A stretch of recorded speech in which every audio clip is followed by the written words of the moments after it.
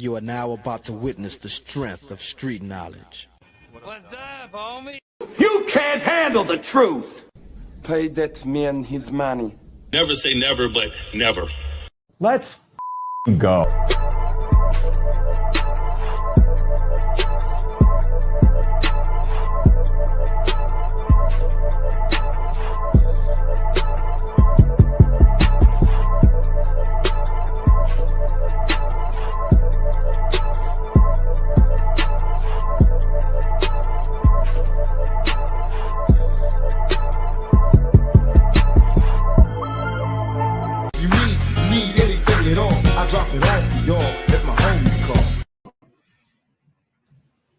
Know It All Nation, Steel Curtain Network, frustrated Chicago sports fan running through the jungle. All FFSN's podcasts. We on a Friday night with the homies. This evening, you got me and the homie, my boy Pay in the building. B Dirt is on the road show right now. So me and Pay are here to talk to you tonight. We're going to get into a couple things. We're going to break down the conference championship games and how we see them going and who we predict to go to the Super Bowl in Santa Clara, California in a couple of weeks. The games between, obviously, the New England Patriots and Denver Broncos. And divisional rivalry, game 3 between the LA Rams and Seattle Seahawks. So we'll talk about those games. And then we'll talk about the coaching searches that still left. The Steelers, Ravens made their decision. Steelers and Browns have still yet to make a decision. Everybody keeps turning down the Browns. I wonder why. But we'll talk about that stuff. And like I said, Jesse Minter was on the old John Harbaugh staff, was on Jim Harbaugh's staff. So he's been between the brothers. No Diddy, if that sounded like that. But yeah, so Baltimore let him coach, which a lot of people were talking about, but I kind of predicted. We talked about that the other night on the Pump Your Brakes podcast. But before we get into those things, we'll see what's up with the homie. Pay, what's good, man? I can't call it, man. I hope you got your grocery shopping out the way. It's supposed to get cold up there. I did, man. Not only cold, I went to the doctor today, my final follow-up post-kidney transplant. It got cool. I hadn't been in 3 months. Now I don't have to go back for it. Yeah, that's real nice, man. But we did stop at the grocery and stuff. It was packed on the way home. Depending on which price you are early afternoon, like around noon, everything was packed. Went to Walmart and all the carts were going. So that's how busy it was, the store, right? Parking lot was full, all the carts was going. I mean, people here, you know, you from Chicago, I'm from Ohio. People here in the DC area, DMV, they lose their mind when it's kind of snow, man. And we're about to get between starting tomorrow evening and all day Sunday between 18 and 28 inches. My math tell me that's 1.5 to 2 feet of snow. So yeah, I'm ready to bunker down if that's what's necessary though. I hear it's cold down. Well, I know it's cold if you're in Chicago, but I hear it's cold down in ATL, man. I talked to a couple people down that way today talking about this cold. They might get snowed in too. What's up with that? Yeah, I don't think the snow is going to reach central to south Georgia. It might stay where it's supposed to stay in North Georgia, in the mountains, in that part. But it is going to get cold. It's supposed to be overnight. It's supposed to be something like in the teens, maybe, which is extremely cold for central Georgia. Yeah. Yeah, I mean that's tough. I mean, it's the plumbers are going to get a lot of money in the next couple of weeks because there's going to be some people out there that's going to get their pipes bust. Won't be me though. I'm not paying that. I got so my. You go ahead. Let the water run gently. Yes, I am. I got that trickle going. A little drip. It's definitely going because you ain't gonna catch me slipping. No, sir. Right. No, that is cold. I hear Monday here is supposed to be down to 10 degrees, and that's the day after the snow. So I imagine if we get as much snow, they're talking about as cold as it is on Monday, it's supposed to be. I imagine the next time it'll be really alive after tomorrow afternoon around here is Tuesday sometime, man. Yeah, that's crazy, man. But you said almost 2 feet of snow. That is. No, what it could be over 2 feet. I said 18 to 28 inches. 28 inches is 2 feet and a quarter foot. That's ridiculous. That's excessive. I don't even want to think about the type of snow. I lived through that type of snow one time in my life. I think it's 2011 in Chicago. It snowed. It was about 2.5 feet, somewhere around there. It enveloped the cars on the block. It was up to the roof. That's how much snow it was. I thought it was it for me. I had to go to work that day. The day it started snowing. It snowed like for 20 or so hours straight, and I had to go to work one of them days. And I just said, I'm not driving the car. I'm not gonna get caught on the E-way and I'm like that. I'm gonna take the bus, the train. I'm gonna do it smart. Well, public transportation don't close? No, not in Chicago. Okay. No. I said, I'm gonna do it smart. The bus stop is only a block and a half away from the crib. I could do that. Nah, that block and a half almost ended my life. Right. Like, block and a half. I said, I'm not gonna make it back to the house, man. I said, I just stopped and I said, this is it for me. And then I saw two clucks. For those that don't know, crackheads. They ran past me. It was like, well, if they can do it, I can do it. Let me get up. Hey, but nah, they got a whole different motivation in trying to make it to work. That's true. Motivation. Whatever the motivation is, it snapped me out of it, man. I had to get home. Right. No, I say I've been here 20 years now, man, and I say I've dealt with 4 bad snows in 20 years. That's 20 winters. That's not really bad, right? 4. I can count them on one hand. This would be 5. That's average 1 every 4 years if it hit tomorrow and Sunday like it's supposed to. So like they forecast, I believe they get in the ballpark with forecast, so it'll probably be some snow. Hopefully they off. Hopefully they ain't off to the low side. Hopefully we get 14 inches and not 30 inches. You know what I mean? Something like that. I know. But yeah, man, we'll see how that work out for everybody. I know. I mean, it's like winter warning everywhere. But shout out to the folks, man, up there in the great state of Minnesota is out there protesting and doing what they feel they need to do for their state, because it's cold up there, it's snow up there.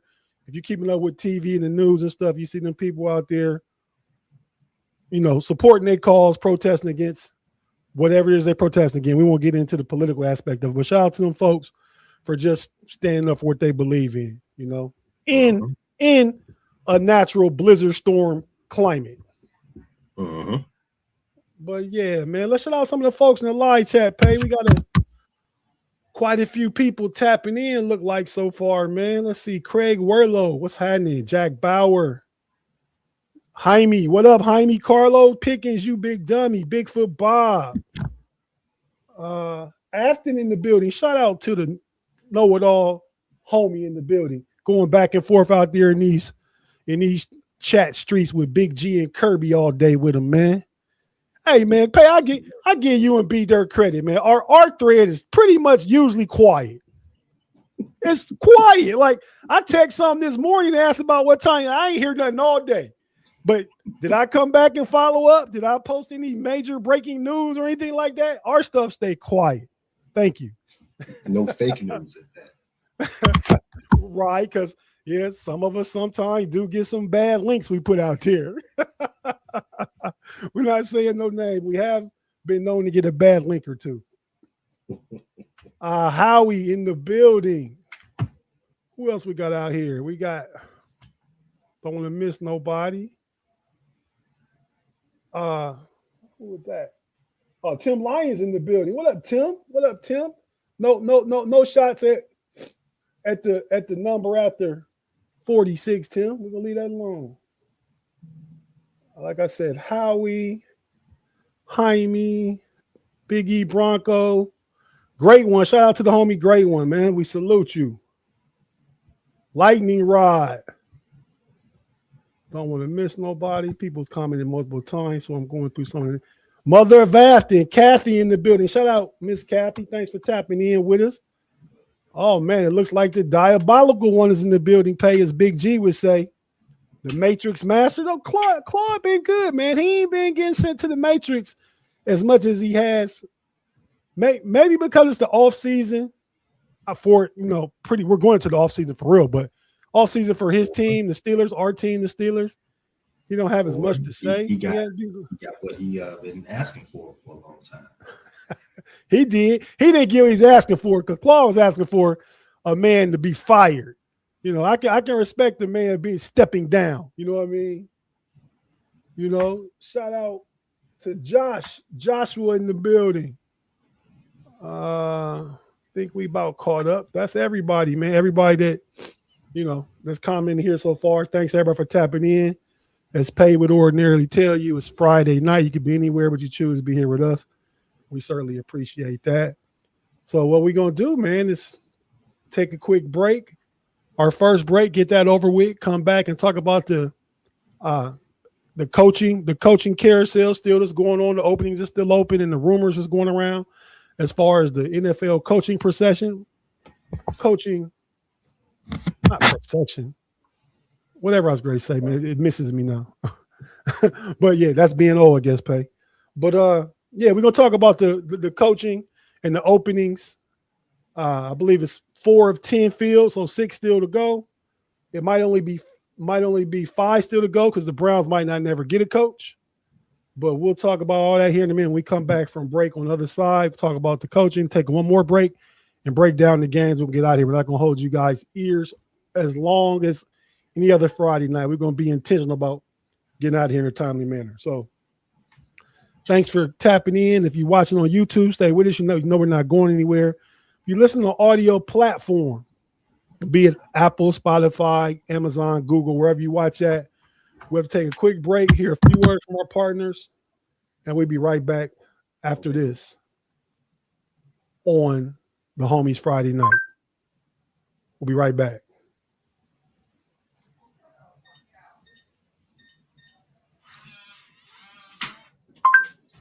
Who did the Ravens hire?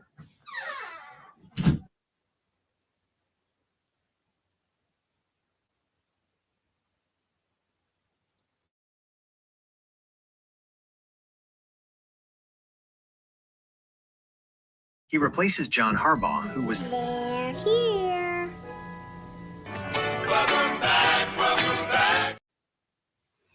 Pay, man, we going to break and you going to your AI to get your answers, man. You probably need to hit the mute button. Who did the Ravens hire? I could have now you find yourself because now you muted. You did that. Yeah, because I kept calling him Bryce Minter this whole day. I'm like, who? Why would I type in Bryce Minter? They're not telling me he got hired for something. Who? I'm thinking of somebody completely different. Well, his dad's name is Barry. And he was a coach in college. Yeah, okay. And he's Jesse. Jesse Minter. Who was Bryce Minter? Where did I get that name from? I don't know. I thought you just confusing Bryce with Barry is what I thought. Maybe that was it. I don't even know. I have no idea who Bryce Minter is. He should be an athlete somewhere. But I don't think he's a person. Maybe you look in the Chicago phone book, you might find a Bryce Minter. I don't know. Phone book. Do they still make those? I don't think they do, man. Man, that's a throw. But you know a phone book. You've been around since before phone books were gone. Yeah, I know. We used to get them on the porch every month. I hit my brother with one of them. I thought it was a yearly thing. Was it? You know, the white pages. It was a year. That getting no phone book every month, man.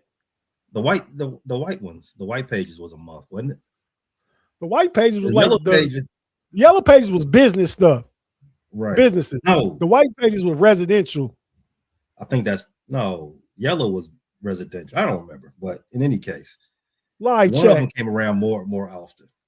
Tell us what you think about it. We got a super chat from the homie Claude in the building. Thanks, Claude, for the $5. We truly appreciate it. He says, "Do you pay? I truly believe that Caleb Williams is the best QB in this draft class, and I'm not trolling."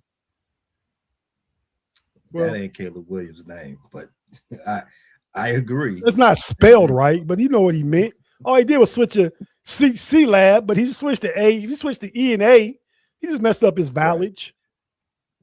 Right. But we're not gonna get caught up on the syntax of it. But Claude, thanks for the $5. I agree that his ceiling is the highest. He at the end, when it's all said and done, I would make an argument that Caleb Williams will probably be the best quarterback of his class. I'm not saying he's the best right now because that's a failing argument. seeing as how that Jaden Daniels was in the championship game last year, and Drake May probably win an MVP this year. And you think so? MVP, second place, Pay. Come on, that's Matt Stafford MVP. I don't think Matt Stafford, I don't think he stuck the landing. I think his December was a little too shaky while Drake May was out here winning divisions. 46 touchdowns. Drake May led the league in yards, passing yards. Led the NFL, rather. Yeah, he did. In passing yards? Mm-hmm. I got to go to my AI assistant for that one. But go ahead and finish your take on Caleb Williams. Yeah, so I think Caleb Williams' ceiling is higher. He's got all the tools in the toolbox. Once him and Ben Johnson get in the lab and figure out some fine-tune some things, footwork wise, and just being more proficient when he's on schedule. He put it all together. He's gonna take off like a rocket. Other than that, yeah, shout out to Jaden Daniels, Drake May, Bo Nix, JJ McCarthy, and Michael Penix. It's gonna be a QB class for the ages. I'm already telling you. I think it is. They already on a good start. Mm-hmm. I mean, Bo Nix. You can say he took them to the AFC Championship. He did. I mean, Drake May is going to play. You know what I mean? Might be in the Super Bowl last year. But back real quick, back to the answer to the question. The guy from the Los Angeles Rams led the league in passing yards this year. 4707 with Jared Goff second at 4564. How much did Drake May throw for? Drake May. Dak was third. Drake May was included in also the top performers. They don't have his numbers there. Drake May threw for 4394. Okay. So Stafford threw for about 170 more yards and probably like 18 more touchdowns. But Drake May got more rushing touchdowns. So I just feel like Stafford gonna win the MVP, but that's nothing against Drake May. It wouldn't be an upset if he did. Yeah, and then there's the old guy argument, right? I mean, kind of sentimental, kind of Matt Stafford. And when's the MVP voted on? I mean, I know it's supposed to be a regular season award, but if he goes in Seattle this weekend and wins that can't help but affect the voters, I would think. Oh, no, the votes already happened. It won't be presented until after the Super Bowl. Okay. That makes sense. Yeah, man. All right, so let's talk about these coaching openings and fillings and all that stuff like that, man. Go ahead, Pat. You just take it from the top. I mean, however you want to start the discussion. Go ahead. You talked about some Steelers stuff initially. You want to talk about the guys that got jobs or the teams that are still looking? Like, you want to start with the 4 to 6? I guess that's how it shakes out. Well, most importantly to us, our content, people who are watching us, thanks for watching. One of the 3 job openings for the AFC North has been filled this week. Jesse Minter, the aforementioned former defensive coordinator for the Los Angeles Chargers. Barry's brother. Now, no, not Barry. Who'd you say? Yeah, he said Barry. No, Barry's his dad. Yeah. Who'd he's you coming say? over to the. I said Bryce Minter. Bryce Minter's brother. Okay, that's what I meant to say. Right. He had the number 5 total defense in LA while he was defensive coordinator for the Chargers. He's coming over to the Baltimore Ravens to try to get them over the hump. As first thing that came to mind when I heard that they were hiring a defensive coordinator, that's something the Ravens would do. They stick to it. They stick to what they do best. They are a defense first organization. I am not mad at them at that. We shall see. I will say when they won their last Super Bowl pay, they had an offensive coach with a great defense. That's true. Brian Billick. Oh, wait, talking about Billick right. Or Billick? Okay, Billick. Yeah, Brian Billick was an offensive coordinator, and they just so happened to have a Hall of Famers at every level in their defense. They did. So, to me, this is a safe choice for the Baltimore Ravens. You don't in a year with so many job openings and not a clear-cut favorite for coordinators coming up to give them a job, throw the bag at them. they went ahead and took a safe hire. They didn't need to rock the boat or do anything or do any reaches like their counterparts in Cleveland going to have to. They're going to have to do some reaching to get somebody to take that job, or overpay. But to the Ravens, I expect them not to fall off too much further. It's all about how he fills out that staff, no Diddy, and how this next season is going to go. Just him alone, I think they're going to be a solid squad. But can they get over the hump? It's going to depend on what they do on that offensive staff. Lamar Jackson's supposed to have some input on that, if you believe what Biscotti said. So we shall see if who they hire, and we can make further assumptions on what that means for them going forward. Did you have any thoughts on that hire yourself, Tate? Yeah, man, he's familiar with the organization. I believe he was there from 18 to 22 or something like that, and he left to go help. Like, it's like Big Bruh said, "Hey, man, go on over here and help Baby Bruh get in that," or Baby Bruh, because Jim is the little bruh, John's the big bruh. Going over to Michigan, man, help my brother get a national championship. So he went to Michigan, coached there for 2 years with Jim Harbaugh. When Harbaugh left there and went to the Chargers, he went with him to the Chargers, became a defensive coordinator. So, like I said before, he's kind of been going back and forth, no Diddy, between the Harbaugh brothers. I think he's a good defensive coordinator. I mean, the Ravens had a better defense 2-3 years ago when he was there, 4 years ago when he was there, than they do currently. And that's nothing against Zach Orr. I think a lot of the Ravens' defensive problems these past couple years, especially this year, was injury related. And I think they have good players still at most levels. I mean, secondary is kind of, but they got Kyle Hamilton, the best safety in the league. Marlon Humphrey still a beast. And I think they got 2 first-round corners with Higgins, or is it Wiggins? Nate Wiggins. And on the other side, who's on the other side? That will be Humphreys. Who?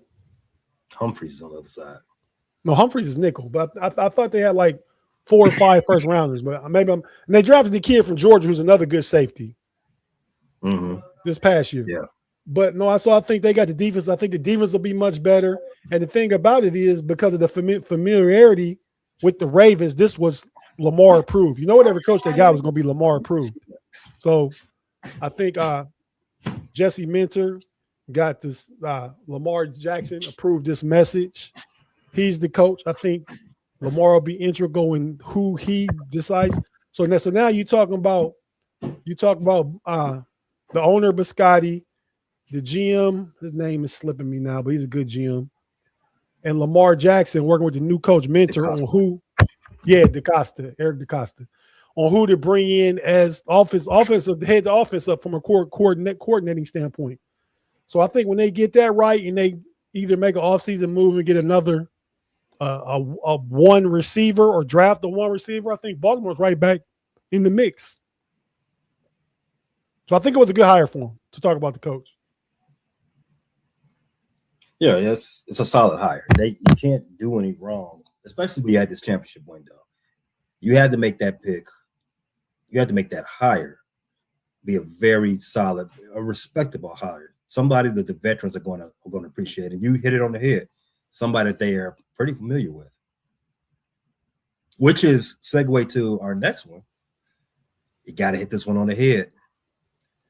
You're hearing all the rumors about somebody a Pittsburgh baby coming back home to coach that hometown squad. I'm gonna put the question to you, but also to everybody in the live chat. How would you feel with Mike McCarthy calling the shots for the Steelers? The only Pittsburgh native coach whose name I've heard that I'd want to come back is Kirk Cignetti. That's it. Mike McCarthy. What's the acronym? GTFOH. Y'all know what that means? I don't want to hear that. I mean, yeah, I think the thought is with some Steeler people, and I hope not the guys in the front office, the guys making decisions, is if you bring McCarthy in, you got a chance at Aaron Rodgers coming back. And I became an Aaron Rodgers fan. I like Aaron Rodgers. I like what he did for us this year. He did what he could. But if you do that, you're just wasting time, and you may as well have not did all that talk about, kind of want Mike Tomlin to resign. If you would be happy with Mike McCarthy coming in as coach, then you shouldn't have been mad if Mike Tomlin was going to stay. Because all Mike McCarthy ever did was, he had a losing season in Dallas. His first season was 6-10. And I believe he had like 2 or 3 back-to-back 12-5 seasons with one and done playoffs. Done. 12 wins, 5 losses. He hasn't won a Super Bowl since they beat the Steelers in 2011 in the Super Bowl. So yeah, man. I mean, that's just more. It's a 62-year-old coach, old ideology. If we want to start new, start new. Mike McCarthy older than Mike Tomlin. You know what I mean? So yeah, that's just wasting a year or two to me, because you're not going to sign him to a 1-year contract. Now, do you want him? Did you bring him in to interview him to have him help with your coaching search? Because he's a Pittsburgh guy, give him kind of some exposure, a boosted platform for other available jobs. Like, the Steelers are talking to him, man. We talk to him. You know what I mean? Maybe he the last man standing to get the Browns job. I wouldn't be mad at that. But, I don't want him coming to Pittsburgh. If you're going to go ahead and shake it up and do something new, shake it up and do something new. Bring in something new. I don't need to see – Big G had a show, his Keeping It 100 on Tuesday at noon, was about no more recycled coaches, no more vending machine coaches. Yeah, I don't want that guy. Who would you want? I mean, there's other rumors about the guy in Miami who lost to Cignetti. Cristobal. There's rumors about him. There's Cignetti is even though he is a fantastic coach, he pulled James Madison up, he pulled Indiana up. I mean, there's no reason to believe like he couldn't pull the Steelers back up to be where they should be, top of the NFL. But he is on the older side, right? You want somebody fresh, as what Big G said. Want somebody new blood and all that stuff. But if you're going to get somebody new, I mean, who would be a hot name? Let me think. One of the younger guys. Well, I mean, Declan Doyle. He's interviewing for the Philadelphia Eagles offensive coordinator. What are we talking about? As far as for the Pittsburgh Steelers head coach. Oh, man, I don't know Declan Doyle. Good luck with that Philly job. Don't know him, don't want him. Can't even say good or bad, don't want him. In Pittsburgh, it's down to 3 guys. 3 guys. You're looking at your aforementioned Anthony Weaver, Miami Dolphins defensive coordinator. You're looking at Chris Shula, the Rams defensive coordinator. And you're looking at the Rams pass game coordinator, Nate Schilhaus. No Floro? No, I mean no Flores. Flores had his interview. I don't think he's one of the top options. I mean, if Shula went somewhere, I think Flores is on the outside looking in. If Shula, who I believe is the first choice, but I believe if you're gonna shake things up and shoot the dice, man, do what you've done before. Chuck Noll, Bill Cowher, Mike Tomlin, not that much of coaching experiences. I believe all like under the age 36. Schilhaus is 35. He's a former quarterback. He played at the University of Illinois. He's played the Fighting Illini. I don't know if you remember, but he played back when your boy Juice Williams played. He was a quarterback after Juice Williams. So, he's been under McVay for a couple years. He's running that offense we see with Puka Nacua, Matt Stafford, those 2 running backs who, to me, Blake Corum and Kyron Williams are very similar to what the Steelers could have with Jalen Warren and Kenneth Gainwell, or either giving the young guy Caleb Johnson a chance. You got a big body receiver like DK Metcalf. He's not Puka Nacua, but I can see him being used in a similar way. You know what I mean? So I kind of like what I believe Schilhaus could bring to the offense. I think you bring in a good defensive coordinator or a good young guy. Your guy in Chicago, Al Harris. Al Harris just took the job to be the defensive coordinator for the Packers. Okay. He replaced Hafley. Okay, well, yeah, I was somebody like that. Though. I'm just thinking like if you get Chris Shula, the best you're hoping for, you're hoping he can bring Shieldhouse with him as offensive coordinator. But that's my reasoning, because if you bring Shieldhouse in as offensive coordinator and Pittsburgh offense hits for a year or two, he's gonna be the hottest name. He's gonna be the hottest name on the market. You know what I mean? To go somewhere, to go get the land a head coaching job. So why don't you get ahead of that? Hire the guy as a head coach now. Maybe let him take his lumps. That's what we plan on doing anyway, right? Pittsburgh, we plan on taking lumps. You know what I mean? I'm not saying we're gonna be 4-13, but we ain't finna be 12-5 either. So go ahead, let this first year, let him get the feel for head coaching, calling the offense, running the staff, find your quarterback either this year or next, and go from there. That's my thought on it. But those are the three for Pittsburgh. The only thing that about Flores, that would be so cool if Flores got that gig. One, because if he's ever going to be a head coach again, it's going to be with an organization that actually, got his back. And I think Pittsburgh is the only organization in the league that got his back.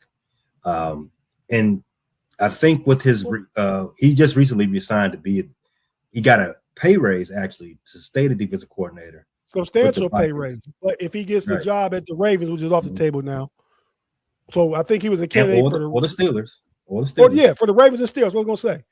But if he doesn't get either of them, he's going back to Shannon's comment. Shout out to Triple G Shannon in the building.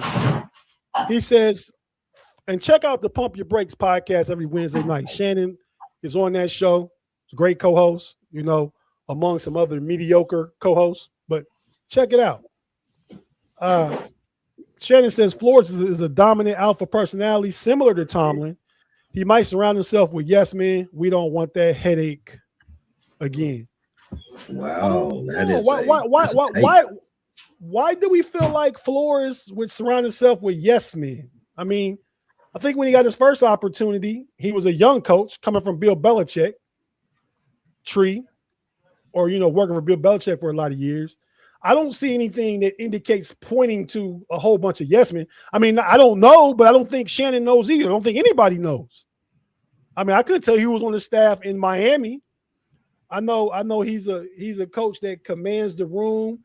He seems like, guys follow him. I mean, you could get a great X and O guy like your boy Mike McCarthy, who replaced him, who came in and had a hot couple years scoring 70 points in the game and all the high, fast-paced offense. But sounds like down there, a whole bunch of the players didn't respect him.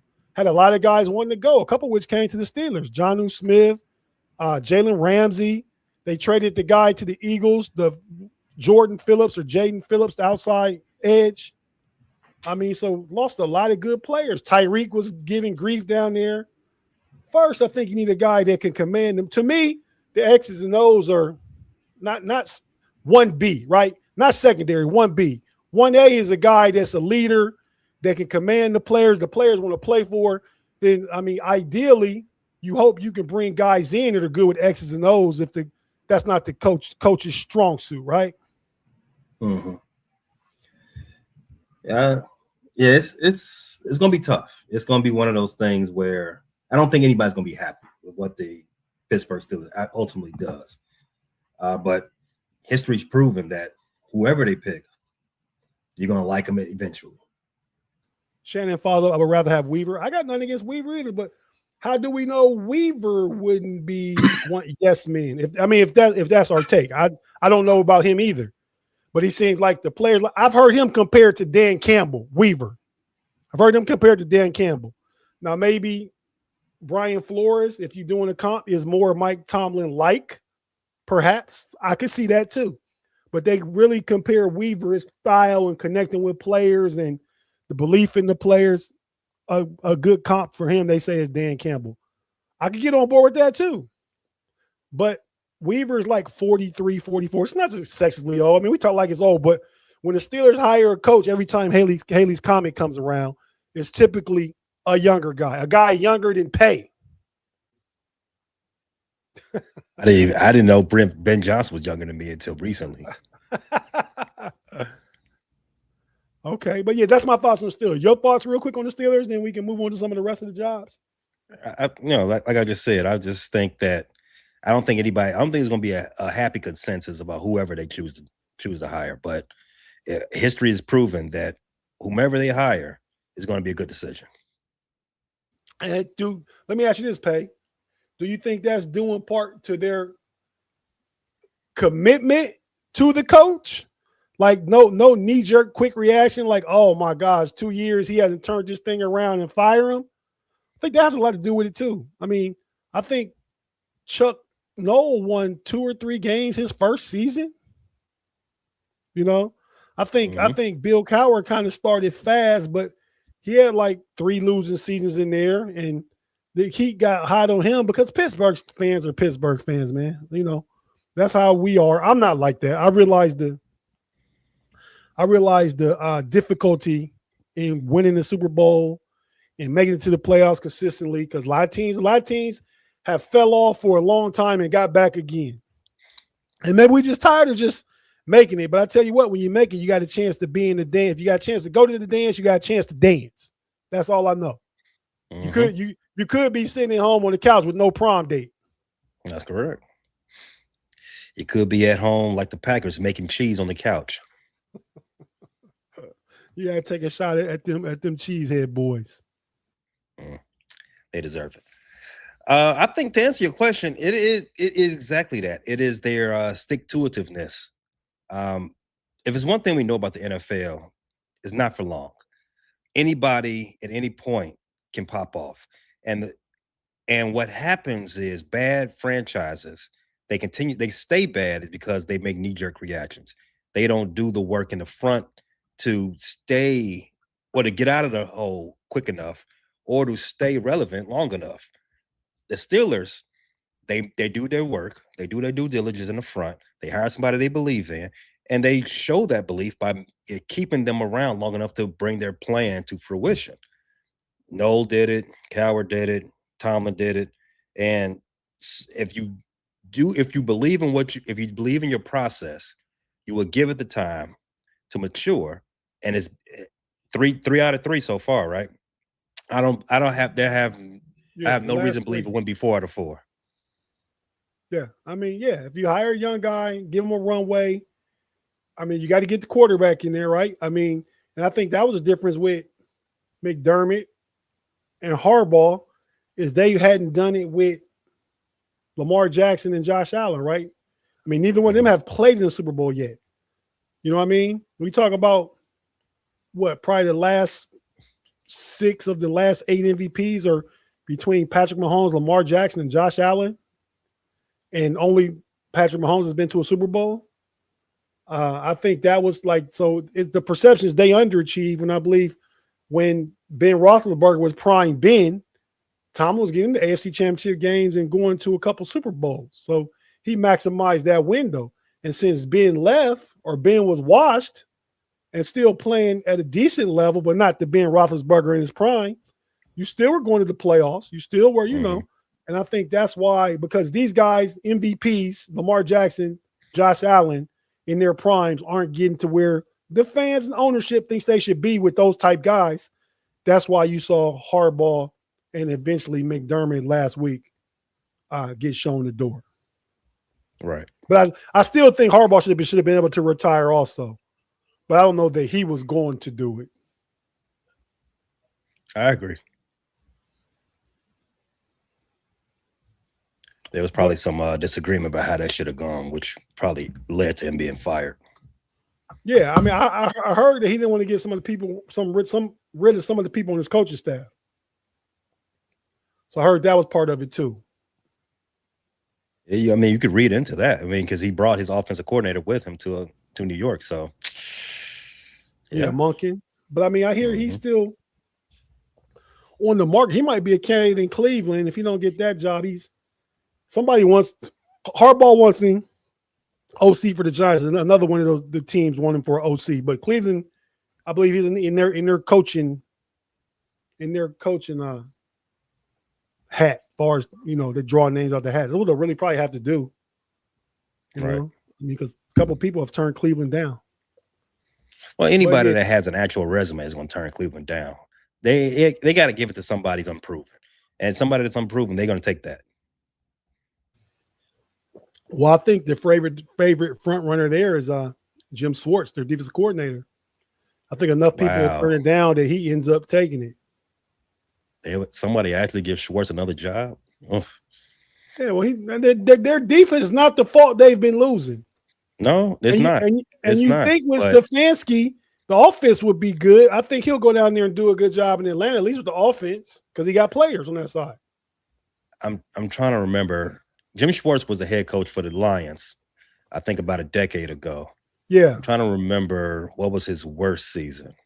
I don't think he was the coach when they went winless. I think that was somebody else. But I just remember the way he got fired. I didn't think that he was going to ever get another job. So if he gets one in Cleveland, that's poetic justice, I guess. He was 4-12 in 2012 was his worst season. Okay. Come on back, Schwartz. You've done your penance. You coached, you coached the Lions, and now you coach the Browns.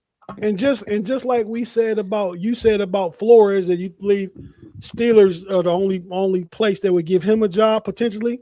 Same thing with Schwartz. Cleveland's the only place that would give him a head coaching job, I believe, right now.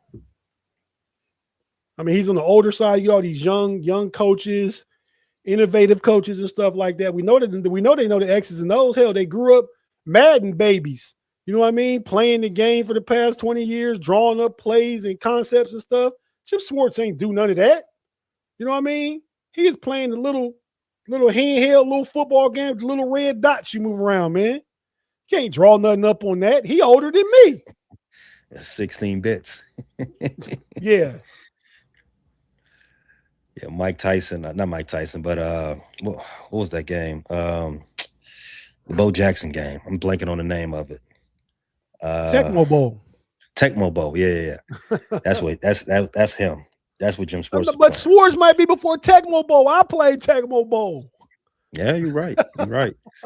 He might have aged out of that before that. Right, but I believe Schwartz. As you see how that defense plays in Cleveland, so I believe he's a guy that can get his guys motivated and play fiery and all that. And I think there are a lot better options from a schematic standpoint, but don't miss the importance of that component of it. And I think y'all got a good coach in Chicago. I think Ben Johnson brings both things together. You know, he seems to be to me the best hire last year. He brought Caleb Williams playing better, more efficient. The record raised up. I believe they believe in him. He has a good relationship with the number 1 pick quarterback. I see that thing going positive way for the next 8 years. Yeah, it's one of the best hires. I don't know. I think he's the 3rd highest odds to win Coach of the Year. Vrabel did some things too. Liam Cohen, there's this thing. Hey, you know what, Tate? Liam Cohen, you're right. He did.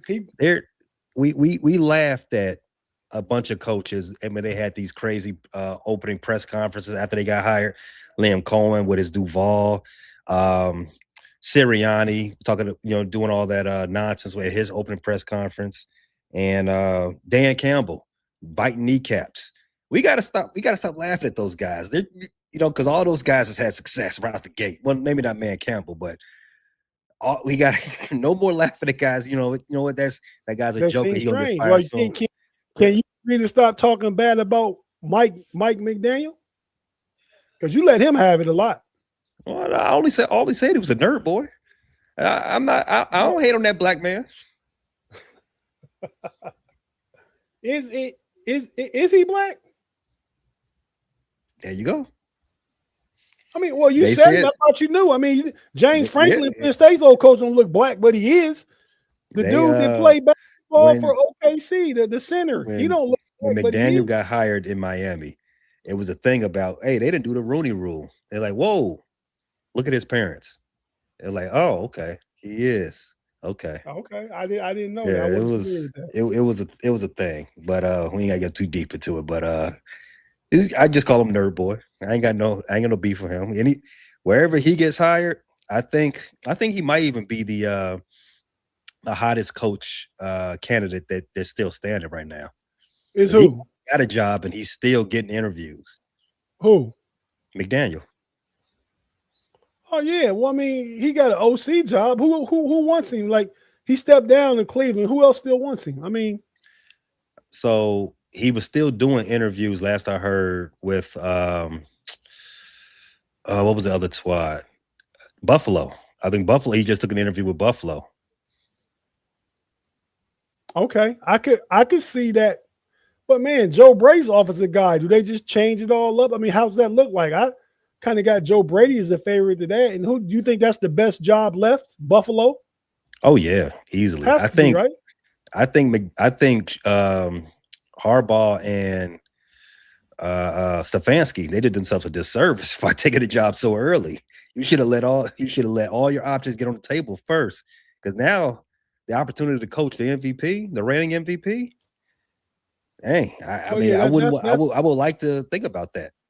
That's a guy that has something to prove. I mean, Harbaugh just came off coaching a 2-time MVP. So I mean, you know, he would have went. It would have been unnecessary pressure on him. I mean, if you go to that job, you pressure. I mean, you expecting to take them from a division-winning playoff team, even though they went this year, to the Super Bowl. That's the expectation. If you take that job, I mean, the entire profession is pressure. I mean, you can't run away from it. But obviously, the pressure is different when you got Lamar Jackson and Josh Allen than when you got Will Howard next year, or the guy that's going to replace Kyler Murray if you go into Arizona and get a job. Yeah, true. There's levels to the pressure, but I would want to give myself whatever type of head start that I can possibly get. If I get the blank slate of what's going to be in Arizona versus the MVP over here, I might want to go over here just so I can at least have a running start. You know what I'm saying? I get it. And the expectations is 12 to 13 wins. Go to Arizona. The expectation is going to be you got to get us 5 or 6 and start getting this thing going in the right direction. And you got 4 years of proving versus Buffalo. You got 2 years of proving. Just depends on what you know, what you want, what your challenge is, what you want to do. If I'm a young coach, I go to somewhere like Arizona. If I'm an older coach, I probably go with McCarthy. Could be a guy up there, but I think Joe Brady gets that job. Let's transition to the games. We're gonna take a break. Let me take Piggins, you big dummies question real quick. Kenneth Gainwell is a priority to resign. Is Gainwell? I think he would have been if Aaron Rodgers was coming back, but I don't think he is now. I mean, why you want to pay him probably the $8 million it's going to cost to re-sign him per season? You got Jalen Warren for cheaper than that, and you got a rookie raring to get going. We seen what a 6th, 7th round pick in Monangai for Chicago did this year with opportunity. You seen him and Swift. I think that could be Warren and Caleb Johnson next year in a Pittsburgh offense with an offensive line that's played a lot better. I believe next year we're going to the season being a top 10 offensive line just for you know the continuity and the growth they've had together. The whole right side is settled from center. The whole right side with McCormick and Fontanu. Like we could have hit on some with Dylan Cook at left tackle. If Siamalu comes back or you have a battle for guard or you draft somebody, that offensive line is ready to go. And I believe you go with Warren and the young guy. You don't pay Gainwell $8 million to be on a team that we don't know what to expect. My thoughts on that. But, yeah, Afton and her opinion said depends on what new coach. I still think whatever new coach, I still think that the money is the most important aspect of it. You trying to cut cap, you trying to give the new coach players that he wants, young players to develop and come up under him. I think Gainwell's a win now guy. I don't know if you're paying $8 million for a win now guy out the backfield when you got a 3rd round pick that you drafted to believe in. You know, Omar Khan was in the room for that draft pick. He's still there. I think you go with Warren under contract for 2 years and Johnson. That's how I see it. Not saying that Gainwell wasn't a great player, but what's he going to do for us? You know what I mean? His specialty was really being a receiving back out the backfield. He had a few good rushing games, but yeah, and he's a good football player. But no, I don't go that route if I'm with the position the Steelers are in. But with that being said, we're going to take our last break real quick. Thanks, Claude. Did you hear that from the homie? Shout out, Claude. Take our last break real quick. Be right back. We're going to break down these couple of championship games. Paige going to ask the questions, and I always got the answers. So we right back after this. Stay with us on the Homies Friday night. Appreciate you guys. Be right back after this.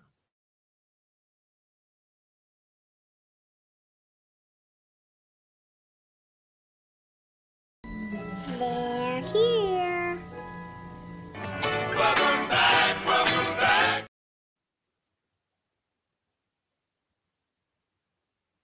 All right.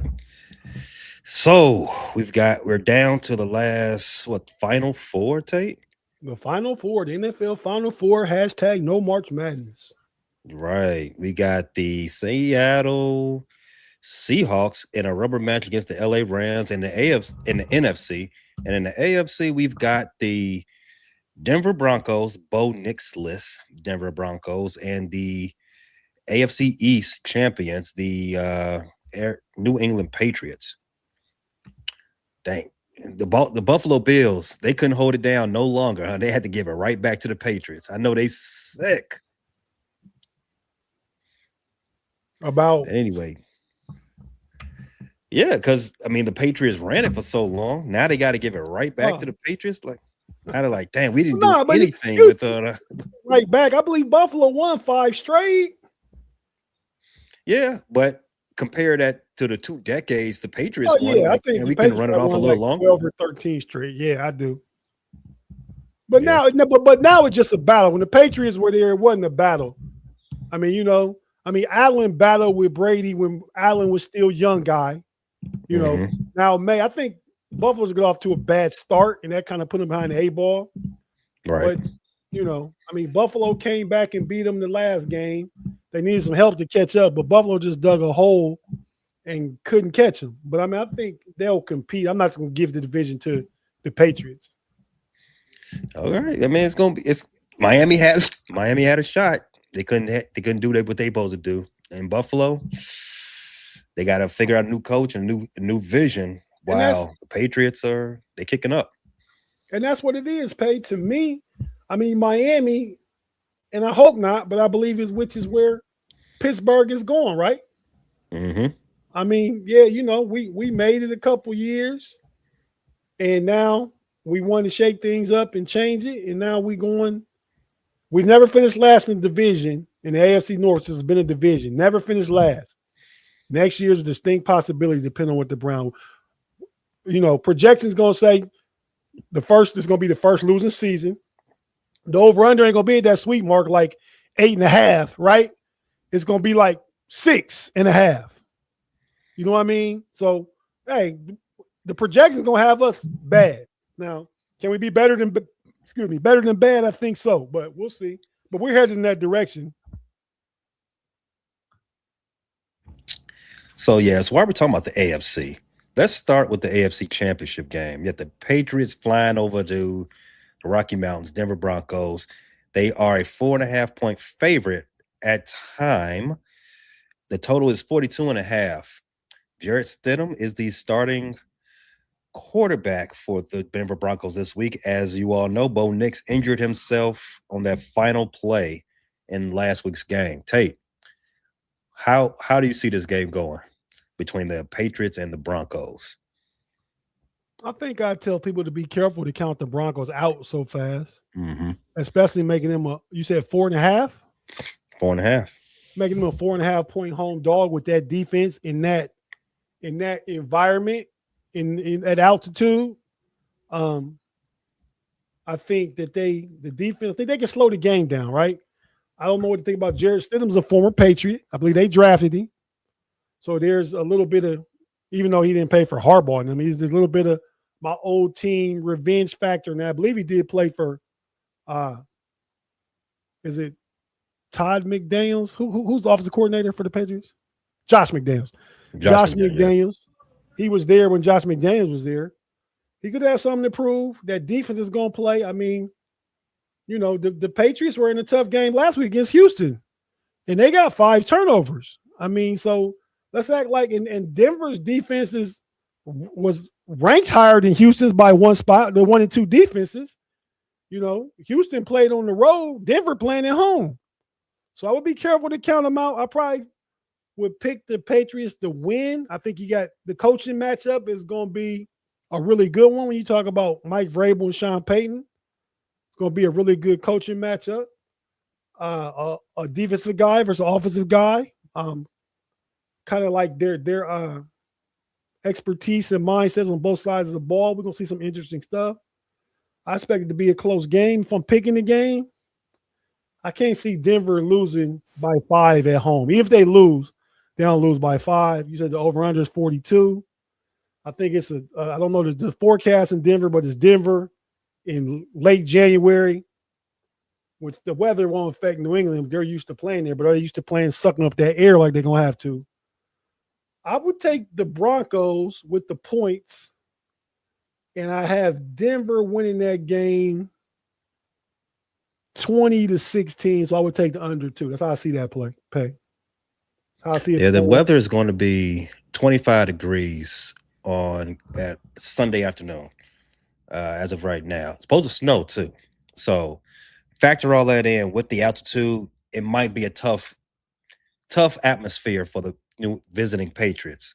With that said, everything you said about Stidham is correct. The Stidham is a very seasoned backup quarterback. He's the highest paid backup quarterback in the NFL. So that isn't something you should just sniff at. I mean, that means he's very highly sought after. Now, a lot of people are writing off the Broncos when Bo Nix got hurt. Say, oh, well, there you go. Patriots going to the Super Bowl. Not so fast. Now, we weren't just praising this quarterback class earlier, but Bo Nix is a second-year player. I would not say that he's that far ahead of what Stidham is as a more seasoned NFL vet quarterback. I think they're about, I don't want to say their level, but I don't think there's too much of a fall off, if that makes sense. Basically because Stidham has played in this offense before. Sean Payton is good at getting his guys prepared. Here's a stat for you. I heard this with Mike Florio. In the latter part of Drew Brees' career, he was 15-0 in games that Drew Brees missed with his That's some Teddy Bridgewater, some Taysom Hill. Mm-hmm. A lot of different guys that got involved in that. Yeah.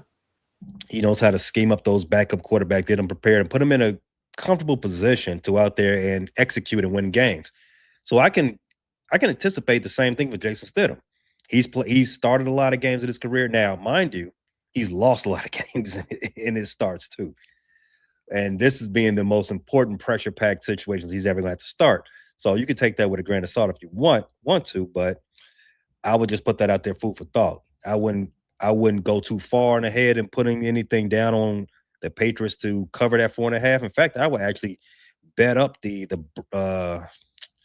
Broncos to 6.5 because 4.5 is a little bit testy. But I am going to take the Broncos to cover the 4.5. I think there's something there. For one, like I said, Sean Payton, he knows how to get his guys prepared. He knows how to get those guys going in that direction.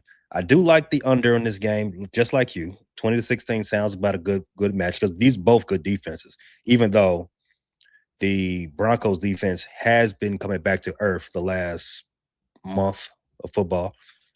But they do have the home field. They do have the elements on their side. I would like to see that, but I'm also leaning towards the Broncos. They only shock some people. They might mess around and win this game. So I'll take the Broncos plus 4.5. I can certainly see that. And real quick, before we move on to the next final game, I believe how it plays out. I believe, like you said, Sean Payton will draw Stidham up to be comfortable. You'll see a lot of Harvey. You'll see a lot of little dump-off passes to Harvey. I believe you'll see Evan Ingram be involved from the tight end position a little more than he has been throughout the season. And Cortland Sutton, one of those receivers, is going to make a big play because I think New England going to be playing in the box, playing Stidham not to be able to beat him. And Sean Payton has no problem dialing something up and taking chances. You know what I mean? We talking about a coach that came out at halftime and kicked the onside kick in the Super Bowl. You know what I mean? That play last week that Denver got the touchdown on against Buffalo. They thought they were going to run the ball set for the field goal. You know what I mean? But they threw it deep in the end zone, got the pass interference. That caught Houston off guard. So Sean Payton will go there. Don't get it twisted. And I can see how Denver can win this game. And I definitely got him, like I said, I got him covering. Would definitely not shock me. All right. You ready to move to the NFC? Let's do it. Oh, we talked about the AFC first. You did have to say, the Steelers, you were in the offseason. Same thing for the Bears. So let me go ahead and switch hats and take off my Bears hat because this is officially Cubs season for me. So I'm going to go ahead and throw on my new Cubs hat. First, so we have this the championship game in the NFC. We have the LA Rams going to Seattle to play the 12th man in the Seahawks. They are a 2.5-point dog. Total is 46.5. I'll start this one off. I don't believe this line is as close as it is. Maybe because it's they split in the regular season. Maybe because they're division rivals and they're giving respect to this. And this is basically a pick'em game, but with a line that small. But to me, I think Seattle they're playing at a way better pace than what the Rams are playing right now. I don't want to disrespect the Rams because the last time they played, Puka Nacua did go off. He had like 12 catches for like 230 yards, something like that in that last time, which he didn't have last week against the Bears. I thought he would against their secondary. But Matt Stafford, he hasn't looked the same ever since the Carolina Panthers got to his finger. And I think that's a real thing. I think the really good defense from the Seattle Seahawks are going to take note. They're going to make life difficult for them. That front seven is going to be active. They're not going to. I don't expect them to blitz or get a lot of pressure because that's not really the nature of their defense. But they're going to play a very tough game. The offense for the Rams has been stagnant ever since he got his finger hit. So I like Seattle. I like Seattle to win this game by at least 7. So 2.5, it seems like gimme points to me. How do you see it? I agree with everything you said, Pay, but except for Seattle by a touchdown. I think two things can be true, which is why I agree with everything you said outside the prediction. Seattle has looked good. They are playing good football, especially defensively. But am I wrong? Or 3 weeks ago, did Seattle win a game that the Rams clearly should have won if it wasn't for a punt return touchdown and a lucky 2-point conversion that they didn't even think was a 2-point conversion? Dude was picking up a failed 2-point conversion and got 2 points for it. What he thought was a failed 2-point conversion. 3 points separate them in the first 2 games. 3 points. Yeah. And the Rams won the first one. Seattle won the second one, but the Rams should have won the second one. And in the second one, I think we saw the Sam Darnold I've been waiting on. Sam Darnold threw for under 150 last week, 1 touchdown. He's not doing nothing special. Aaron Rodgers had better stats than Sam Darnold. Sam Darnold is getting all kind of credit because of Seattle's defense and what Mike McDonald has done to the big defense and that run game, who's going to be minus Charbonnet, going to be minus him. So they're going to have that 2-headed monster with Kenneth Walker and Chardonnay.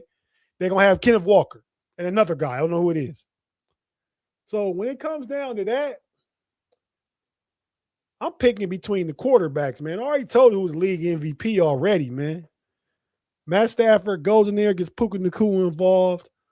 I believe Corum and Williams in the run game and short passing game, which is extension of the run game, can get it done. And Sam Darnold, don't scare me on offense. You stop Kenneth Walker, no Chardonnay, and double your boy over there in Jigba, shout out Ohio State wide receivers. Double him. What, you gonna make Cooper Kupp beat you? And whoever their tight end is, I don't know him either. Give me the Rams, man, in a close game. Give me the Rams winning by 3.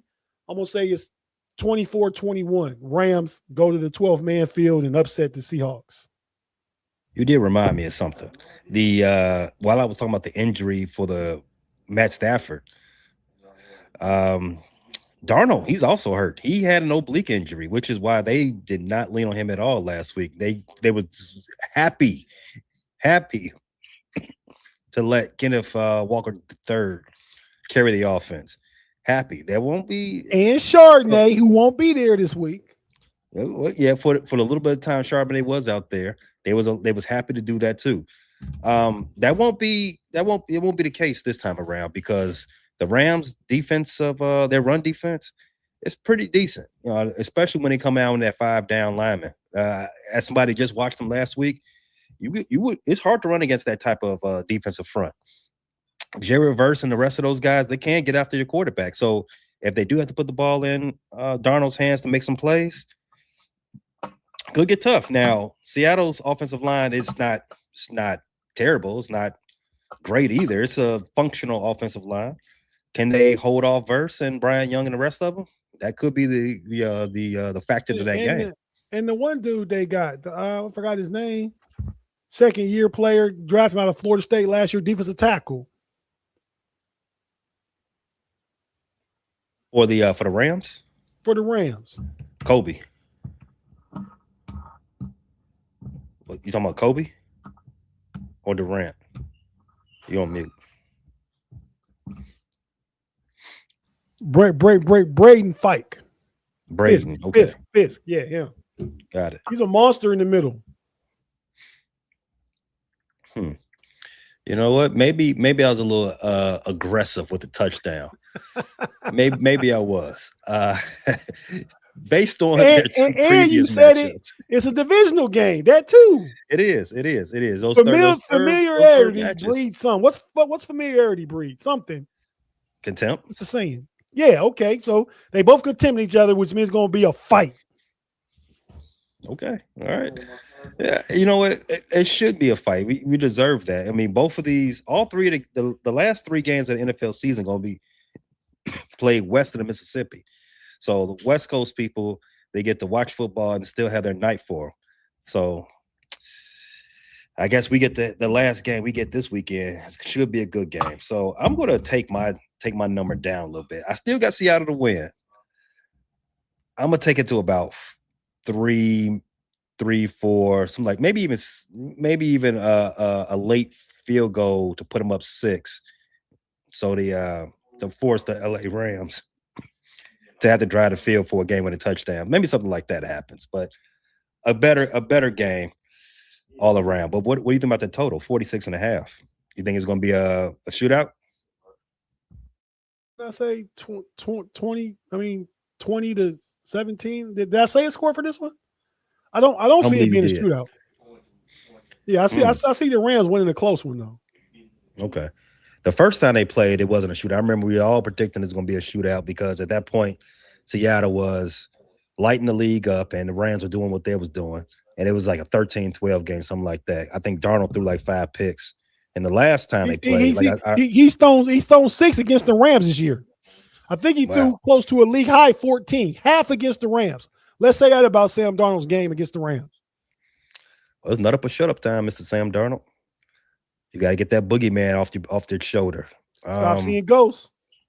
The ghosts just ain't in New York. They might be up. They might be in the Great Northwest. Man, you better call Vecman, man. You got to go do something for you. Who you gonna call? Right. And that second time they played, it was a shootout. I already said that Puka had over 200 yards receiving. Won a couple of fantasy matchups by himself. So for me, I don't know. I think it's going to play the middle of those two outcomes. 46.5. I think it might slightly under. That's where I'm leaning. I'm leaning closer to a 20-23 type game. What'd you say? Yeah, 20-23. Yeah. Okay. Yeah, I'm around there. Well, I see. That's where I'm leaning for that one. So yeah, we both like the Seahawks. Well, you did you say Rams? I said Rams. That point. Okay. Jack, okay. Darnold will Darnold at some point. It seems like I remember him last year against the Lions. Remember that playoff game or that play for it all game. And then the playoff against the Rams. Against the Rams, what did he do against the Rams last year in the playoff pay? He got sacked 9 times. And you just talked about the questionableness of the Seahawks offensive line. The Rams defense feel like, oh yeah, we got this dude. Chris Shula is like, yeah, we about to go out. I'm gonna go get this job in Pittsburgh. Y'all boys about to make me look really good right now. That's what's gonna happen. Give me the Rams all day now. All right, we have a difference of opinion on both games. That's gonna make for a good weekend then. I don't know, man. Something's drawn me to Seattle. I think they're just on a mission. They've looked, out of all the playoff teams so far, they've looked the most complete. Maybe that's a facet of just who they were playing against. Maybe, but they played one game, right? They played the 49ers. Yeah, just one, and they blew them off the field. Which they did a couple weeks prior to that, the last game of the season. True. I admit it could just be a facet of who they was playing against. Then I got to remember what the Rams was doing to the Seahawks the last game of the season before they got lucky. They won by 8, if I'm not mistaken. Who? I think the Rams won that game. No, the Rams won the one score game, the 13-12. And the last game was one score. Yeah, it was. Sam it was a took them down game. to kick a field goal for the win, or Right, he had a late touchdown. Right. But it was like a 2 or 3 point game. It was and like 2 I points. said, they got a punt return and they got that extra 2-point conversion. It shouldn't have been came down to that. Is what I'm saying. Sam Darnold threw 2 interceptions. The boy Shaheed saved his bacon in that lucky 2-point conversion. Otherwise, we talk about the Rams sweeping them. Yeah. The Rams are on if I'm not mistaken, 8-game win streak. So, I mean, if they want to win the Super Bowl, they got to make it to 10. The Rams lost to Carolina not long Not the ago. Rams. I meant Seattle. Oh, They're on an 8-game win streak. So, I don't know, man. I like what they got going on right now. I think they're playing their best ball at the best time of the year. Seattle, they've been a little too up and down, but you know that's how playoffs do it. Styles make fights, and these two they have the styles to complement each other. Hey, what's great one talking about? There's a huge difference between 13-3 and 41-6. So, did they win the first game 13-3? The Seahawks and the 49ers? Is that what he's talking about? We know the last game was 41-6. Yeah. So 13-3, I believe that was the last matchup, which San Francisco, Seattle. Yeah, but I mean, that last matchup, even if it was 13-3, I don't remember the score. Seattle totally dominated the game. I don't care what the score said. Chris McCaffrey was shut down. Brock Purdy didn't look good. I believe this past week they got like 3 turnovers inside damn near the Seattle's San Francisco's on 30-yard line. One of them was inside the 10. They got to pick the first play of the game or something like that last week. Or kickoff run back. Shaheed again. Going into that game, too, the hottest team in the league was the San Francisco 49ers. Brock Purdy was the hottest quarterback in the league, and Seattle turned them inside out. Going into that game, they had just beat you guys in San Francisco. Mm-hmm. Yeah, it was averaging 37 points a game for the last 7 weeks. I think Andrew got to San Francisco too, though. Oh, yeah, that's a part of their makeup. That's part of the game. Yeah, part of the all team. Yeah, but I mean, they went without Kittle. Those other games they played without Trent Williams. They played with him in the playoffs, but he wasn't a help. Mm-hmm. Ayuk been hurt all year. The boy Pearsall was hurt. I mean, San Francisco was man down all the time, multiple man down. Mm-hmm. But I mean, Seattle's looked good, but you know, like I said, they dominated both games, and the San Francisco offense probably gave them 17 to 21 of those points you're talking about. Great one. Yeah, it's going to be a good game, regardless. I think that's going to be the matchup of the. No matter who makes it to the Super Bowl, I think the NFC Championship game is going to be the best game of these last 3. I see them both being good games. I think they both be close, competitive. I think you say that game was better. It'll be better because you got better quarterback name recognition. If we was looking at Bo Nix playing Drake May, you say, "Ooh, the two second-year quarterbacks going at it, these good defenses. That's the thing that drops that game down, and not from a must-see TV aspect, but overall, they both should still be very competitive, close games to see who goes to the Super Bowl. I think I have, obviously, the Rams versus the Patriots, which is a rematch Super Bowl, and you have the Broncos and Seattle, and that's a rematch Super Bowl. No, yeah, it is. It is, yeah. From 10 years ago. Because Russ beat Peyton Manning. Russ beat Peyton Manning in the Super Bowl and lost to Tom Brady in the next one. I had a brain fart for my second. I'm thinking of Russ in the Denver Broncos uniform. Like, wait a second. Nah, Russ was in the Seattle uniform. And right. It wasn't really Russ that beat him. That's what I'm saying. So wait, we want to talk about the Legion of Boom when it's Russ, but when Sam Darnold, we ain't gonna talk about the dark side. Well, for that game in particular, Cam Chancellor won that game in the first quarter when he decleated what was that? Demarius what was Thomas. His last name? R.I.P. He decleated him in the first quarter. Game was over at that point. Broncos didn't want to play no more. That game was over. Yeah, Russ had to do nothing but hand the ball off from that point on. But yeah, man, should be a good week of football, man. Anything else on your sports menu this weekend, since we all might be snowed in? No, that's about it, man. I got to have some other stuff going on the First Rate Chicago Sports Fan channel. We got to have our season wrap-up show that should be popping up on your feeds this Saturday. Then I got to have a refresher of Cubs Talk. I'm going to go live and talk about the whole offseason right before Pitchers and Catchers report, which is almost, 3 weeks away? Yeah, February, middle of it. Yeah, man. Time be flying. You guys lost Kyle Tucker to the Dodgers. That's going to affect you guys at all, or you just going to plug somebody in and keep on cubbing? Well, it's going to affect our defense in the right and outfield, especially Kyle Tucker was a Gold Glover. Well, I didn't want Kyle Tucker back at the price he wanted. Kyle Tucker was he didn't do enough for me to be okay with signing him to what at that time when we got him, he wanted like 400, 500 million. So I'm like, he didn't get that from the Dodgers, but he got $60 million a year though.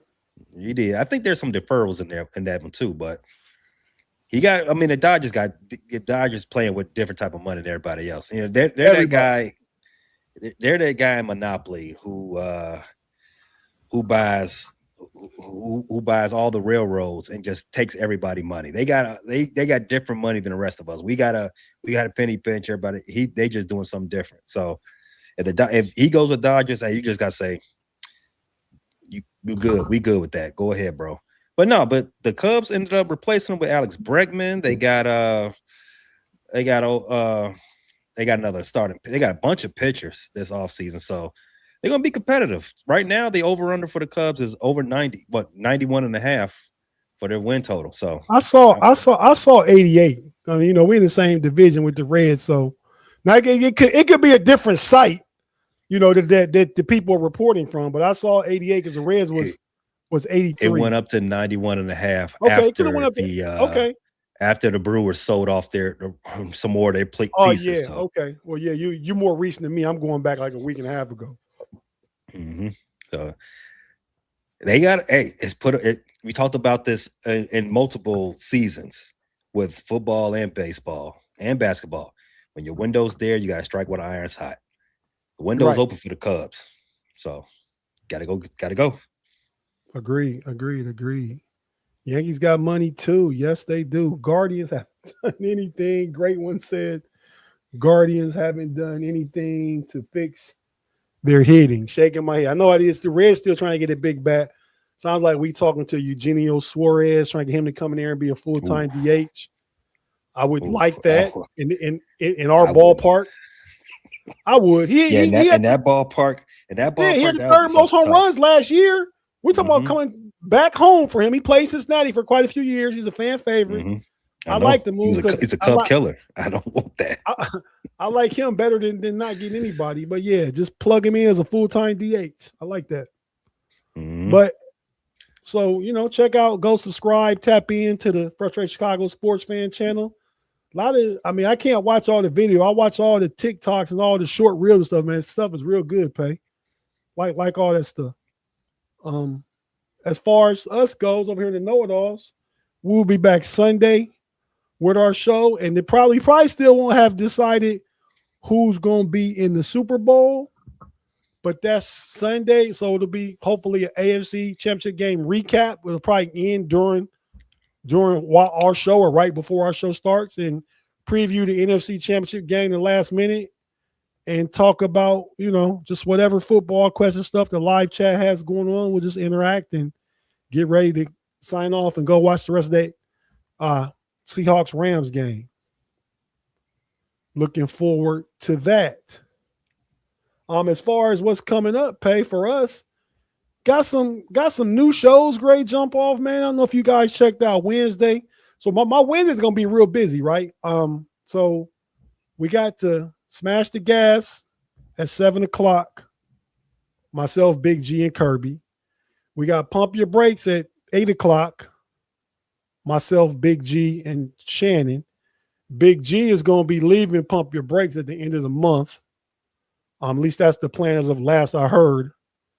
And we did a show Wednesday after that. Myself and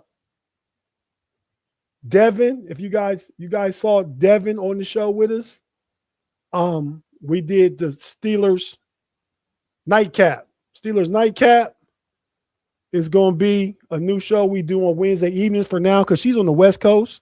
But man, lots of Steeler knowledge. I'm sure you guys saw that. So tap into that on your Wednesday evenings. Got a new show coming up, Pay. I'll be doing this Brotherhood up on Game. Be doing a show with my brother Damien. Going to talk all kind of stuff, sports talk, shop talk, real talk. Talk about, the NBA, football, some baseball. It's always open for Pay to join us because he's a baseball guy, B-Dirt. You might see any of us on there, but just new content, new show. We looking forward to see what that's like. And this stuff is probably going to start next month at some point. We got a show coming up called Fixing the Game. We're gonna break down teams, play GM, so to speak, podcast GMers, general managers. Gonna break down people's teams. They have questions of what we would do, rank them far as get